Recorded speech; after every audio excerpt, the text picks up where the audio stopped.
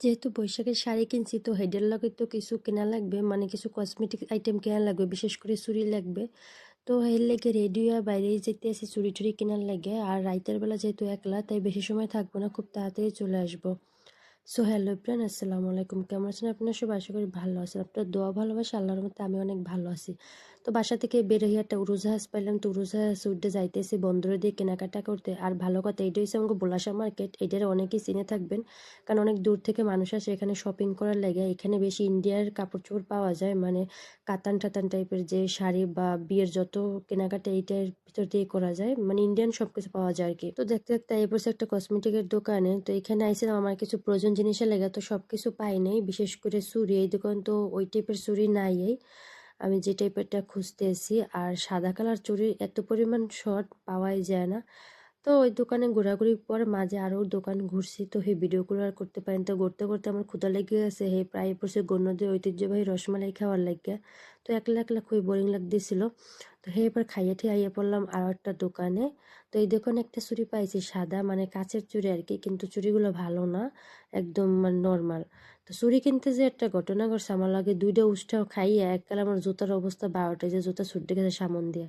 তারপর আইসি জুতার একটু পিন মার লাগে, নইলে বাড়ি পর্যন্ত যাইতে পারবো না, কারণ জুতা যেহেতু ওই জায়গাতে ছুটে গেছে আর বারবার মানে উষ্ঠে লাগবে। তো এবার কাকুরদের দিলাম সেলাই করার লাগে, তো কাকু ওই জায়গাতে বলতেছে যে পিন মারলে ভালো হইবে। তো যাই হোক, এই দোকানগুলোতে রোজার সময় কিন্তু মানুষের জেলায় পাড়া দেওয়া যায় না। আর এখন দোকানদাররা জিমাইতে আছে মুরগির মতন, আর আমি একটু ভিডিও করলাম। তো এরপর জুতা মতো সেলাই করা শেষ, এরপর আবার একটা হেলিকপ্টার লয়ে যাইতেছি বাসার দিকে। তাই তো হেলিকপ্টার দিয়ে নামবেন বাসার দিকে যাইতে আসি। তো ফাইনালি বাসার দিকে আইয়ে পড়লাম। মানে কী কী কিনছি আপনাকে অবশ্যই দেখামো। তো কিনতে গেছিলাম অনেক কিছু, কিন্তু এগুলো পাই নাই, ওইগুলো নাকি আরও এক সপ্তাহ পরে আসবে, আমার ফেস ওয়াশ সাবান টাবান আর কি। তো এরপরে একটা কন্ডিশনার নিয়ে এলাম। আর যেহেতু আমার কাছ থেকে স্বর্ণের কানের হারাই যায়, তো এর লেগে ভাবতেছি আর স্বর্ণ পরবো না, এর লেগে আর কি 2 জোড়া কানের দুল কিনে। আল্লাহ, আমি এত পরিমাণ মন ভুলে কেমনে হইলাম! আমার কাছে কিন্তু এই যে শাড়ির সাথে, মানে বৈশাখের যে শাড়ি আনছে, ওই শাড়িটা মূলত সাদা, তো ওইটার সাথে পরার জন্য কিন্তু সাদা চুড়ি লাগে। তো আমার কাছে কিন্তু সাদা চুড়ি আছে।